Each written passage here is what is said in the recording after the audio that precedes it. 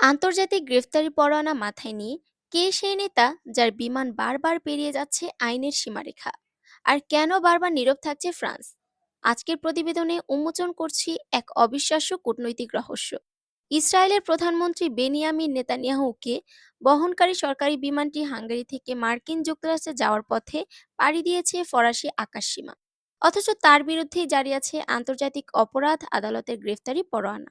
গত বছর গাজার সংঘটিত যুদ্ধাপরাধ এবং মানবতা বিরোধী অপরাধের দায়ে নেতানিয়াহু ও সাবেক প্রতিরক্ষামন্ত্রী ইয়োভ গ্যালান্তের বিরুদ্ধে এই পরোয়ানা জারি করে আইসিসি।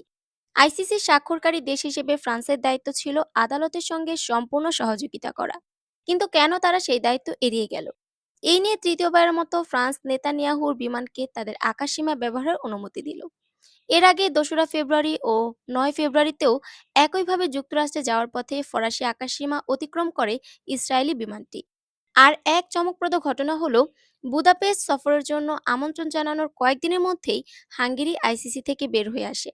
এইসব ঘটনার প্রবাহ কেবল কাকতালীয়, নাকি পর্দার অন্তরালে চলছে গভীর রাজনৈতিক সমঝোতা? নেতানিয়াহুর এই বারবারের নিষিদ্ধ উড়াল কি কেবল আকাশপথের যাত্রা, নাকি এটি এক কূটনৈতিক চক্রান্তের কালো ছায়া? আপনার মতামত কমেন্টে জানাতে ভুলবেন না।